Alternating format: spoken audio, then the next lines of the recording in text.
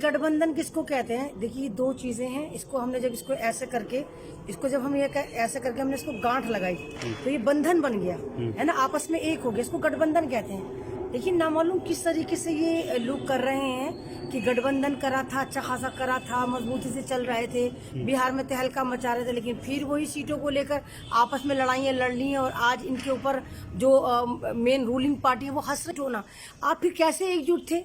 क्या आप सीटों की बंदर बांट पे लड़ रहे हैं कि नहीं ये वाली भी मेरी, ये वाली भी तेरी? बुरहानपुर में ऐसा हुआ है जहाँ तक कांग्रेस के तौकीर आलम है, वहीं इशरत परवीन है, उन्हें भी भेजा है, जबकि तौकीर आलम पिछली बार जो है केवल 2000 वोटों से हारे थे। देखिए तौकीर आलम साहब को मैं बहुत पर्सनली अच्छी तरह जानती हूँ, माशाल्लाह बहुत अच्छे बंदे हैं और बहुत मेहनत करी उन्होंने, कांग्रेस के लिए बहुत मेहनत करी। दिन रात 24 घंटे वो फिरते हैं, जहाँ जहाँ कोई प्रोग्राम होता है कांग्रेस के लिए जाकर मेहनत करते हैं, बाकायदा पूरा का पूरा एक मंच तैयार करते हैं, बहुत मतलब डाउन टू अर्थ है, बहुत अच्छा उनका कांग्रेस में रोल है। और पिछली बार जब वो वहां से उनको टिकट मिला था तो मात्र 2000 वोट से हारे थे। अब उनको दोबारा फिर टिकट मिला है तो क्या जरूरत थी आरजेडी को, क्या उन्होंने भी अपना कैंडिडेट उतार दिया है। तो ये सारे के सारे या तो आप गठबंधन के नाम पर वहां की जनता को और भारत की जनता को बेवकूफ ना करें। गठबंधन शुरू से ही तैयारी करते, कांग्रेस पर्सनल तैयारी करती, कांग्रेस अपनी तैयारी अलग करती है ना।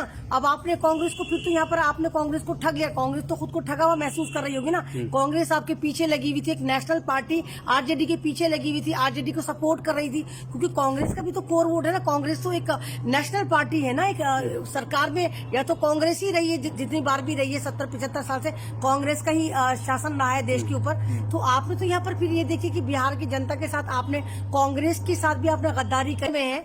जब मुसलमानों की वहां पर तादाद 18% है, आप टिकट कितनों को दे रहे हैं? मात्र 4 को आपने चूरन पकड़ा दिया है ना। उसके बाद अगर आप बिहार में हारते हैं तो आप ठीक रहा, फिर मुसलमानों के ऊपर फोड़ देंगे। लेकिन ये तो इतिहास रहा है कि वहां पर 20 साल से बीजेपी के साथ गठबंधन में सरकार नीतीश कुमार चला रहे हैं, मतलब आप तो वहां पर है नहीं, उसके बावजूद आपका घमंड का लेवल ये है। तो इस तरह नहीं होना चाहिए था। तेजस्वी को अपने अब्बा से, लालू प्रसाद से कुछ सीखना चाहिए था।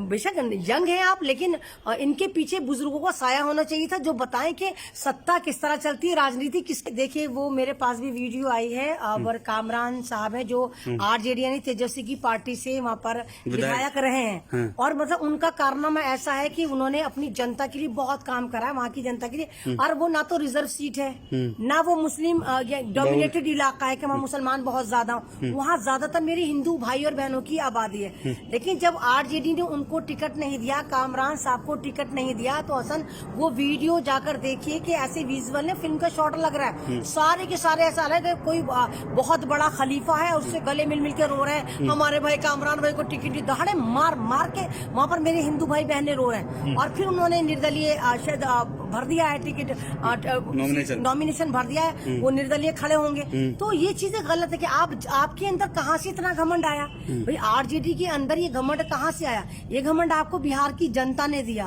बिहार के वोटर ने दिया, आप कुछ नहीं है। अगर जनता का वोट आपके पास से हट जाए तो आरजेडी कुछ भी नहीं बची, नथिंग, जीरो। कि जमहूरियत वो तर्ज अमल है कि जिसमें बंदों को गिना करते हैं, तोला नहीं करते। ये वोटर थे जिन्होंने आपकी पार्टी बनाई और आप पता नहीं किस तरह टिकट बांट रहे हैं, किस तरह करें, किसी का मर्जी काट दे रहे हैं, किसी का मर्जी दे रहे हैं। मतलब आप जीते हुए कैंडिडेट को टिकट देने को तैयार नहीं है। आपने कांग्रेस के साथ भी गलत करा कि उनको बेवकूफ बनाया, इतनी मेहनत करवाई और एन मौके पे जब टिकट का बंटवारा हो तो आपने कांग्रेस को कहा कि हम तुम्हारे हैं कौन, हम तुम्हें पहचानते नहीं। तो इस तरह नहीं होना चाहिए। इस तरह तो आप खुद बिहार को आराम से बीजेपी की झोली में जाकर डाल रहे हैं। सही किया कामरान आलम ने, उन्होंने नॉमिनेशन कर दिया इंडिपेंडेंट। देखिए भाई वो कामरान जो है, कामरान आलम किसी की पपौती नहीं। कामरान आलम ने क्षेत्र में अपने इलाके में काम करा, वो पैसा खर्च करा, तभी तो उनकी जनता इतनी दीवानी है, वारी दीवानी के दाढ़े मार मार के रो रही है। और जनता जिताती है, पार्टी नहीं जिताती। अब अगर वाकई कामरान साहब ने इतना अच्छा काम करा था जो उनके समर्थकों को देखकर, उनके रोने को देखकर लग रहा है, तो कामरान साहब अगर निर्दलीय भी बढ़ते, बिना पार्टी के चुनाव चिन्ह के भी बढ़ते, आप लिख के रख ली कि कामरान विजेता है। कामरान तो कल ही जीत गया जब उन्होंने नॉमिनेशन करा, जिस लिहाज से उनके साथ हजारों हजार की भीड़ गई और पुलिस से वो जो भीड़ है वो कंट्रोल करना मुश्किल हो गई। तमाम पत्रकार बावले दीवाने उन्हें किसी तरह हम कामरान को कैप्चर कर लें, तो वो तो उसी दिन जीत गए जिस दिन नॉमिनेशन करा। किस तरह ये तमाम तंजीमें काम कर रही है, मीडिया भी बीजेपी के साथ पार्टी है, पुलिस प्रशासन भी बीजेपी के साथ पार्टी है और हमारा जो जुडिशरी है वो भी इनके साथ पार्टी है, इलेक्शन कमीशन भी पार्टी है। तो अगर ये गठबंधन में लड़ते तो हो सकता था कुछ अच्छा कर पाते, है ना। लेकिन आपने गठबंधन खत्म कर दिया, तो गठबंधन खत्म करके तो आप आपने राहुल गांधी के मिशन को ही जीरो कर दिया ना, क्योंकि आप वहाँ की रीजनल पार्टी, आरजेडी जो है वो नेशनल पार्टी नहीं है, वो बिहार की रीजनल मकामी पार्टी है। तो आपका होल्ड बिहार पे ज्यादा है। आप बिहार में अच्छा कर सकते थे अगर आप थोड़ी सी भी अक्ल सलीम को इस्तेमाल करते। तो उम्मीद ही रखता, तो ऐसा लगता है कि इन्होंने खुद जाकर बीजेपी के कदमों में जीत रख दी है कि भाई जाओ बीजेपी 5वीं बार तुम फिर सत्ता होगा। गिरिराज अपने नाम का मतलब पहले जरा तुम समझो कि गिरी किसको कहते हैं। गिरी मींग को कहते हैं, बीज को कहते हैं, और बीज जो है कीमती चीज होती है।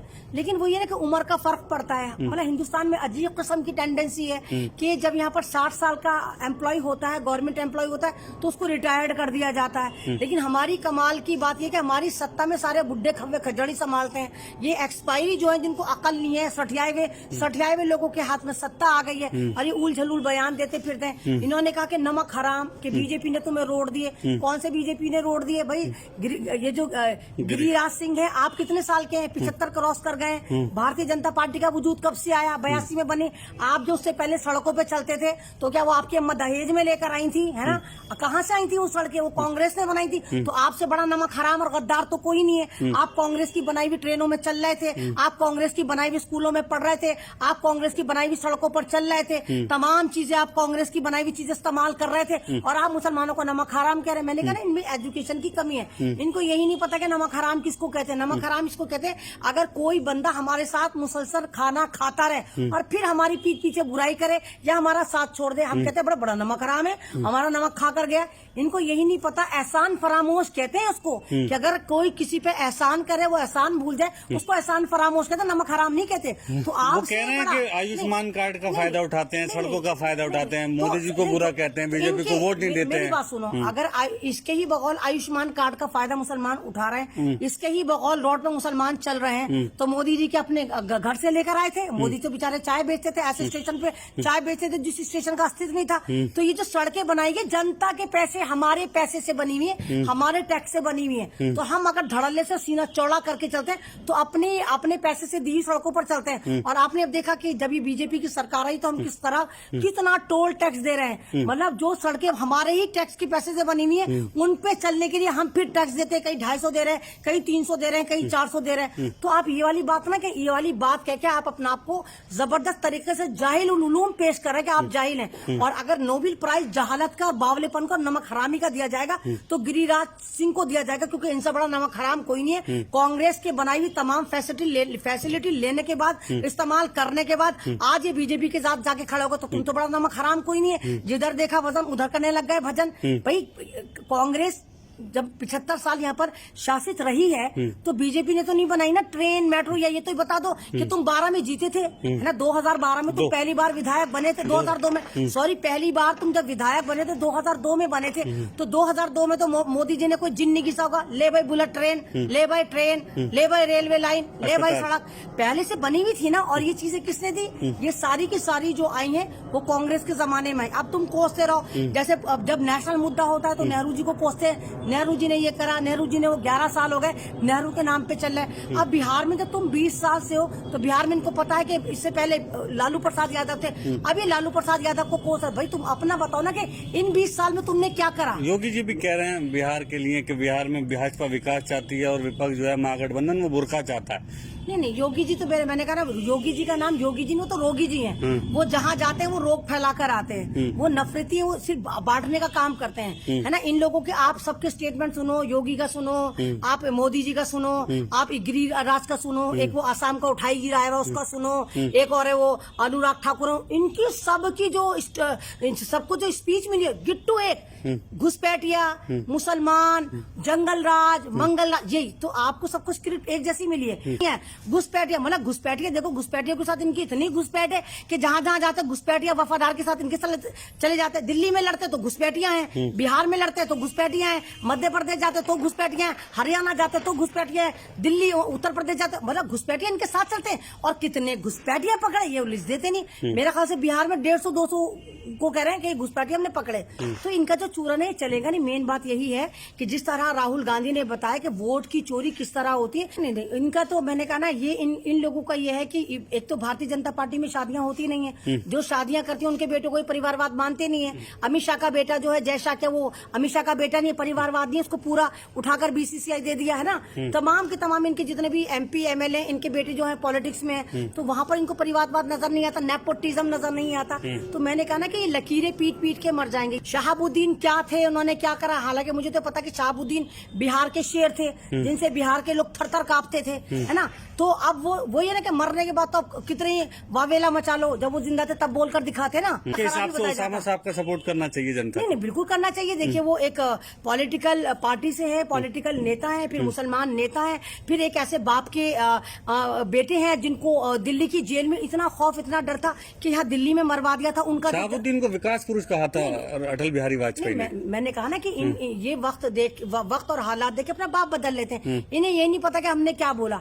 शहाबुद्दीन से इनको इतना डर था कि उसकी डेड बॉडी से भी इतना डर था। जब पहला लॉकडाउन लगा था, मारा था, तो उनकी डेड बॉडी को बिहार नहीं जाना दिया था। इनको पता था कि मरा हुआ हाथी भी 1.25 लाख का नाम लो बिहार में क्या हो जाए। अब मरने के बाद तुम उसको कुछ भी कह दो, आतंकवादी कहते, यूं तो हमारे जो अमित शाह है वो तड़ी पार नहीं है क्या? वो तड़ी पार थे नहीं थे? तो वहां तो अपने तो तुम इतिहास सारे भूल जाते हो, इतिहास भूगोल सबके भूल जाते हो। और खासकर बिहार की जनता को भी ये सोचना चाहिए, 10-10 हजार जो आपके अकाउंट में डले हैं, ये 10-10 हजार में आपने तो बिहार को बेचा है, ये आपकी गलती है। 10 हजार आप लीजिए, बेशक आपका हक है, लीजिए, और 15 लाख में से 10 हजार माइनस कर दीजिए, ठीक है, लेकिन वोट वही दीजिए जो आपके हक की बात करे, आपके हित की बात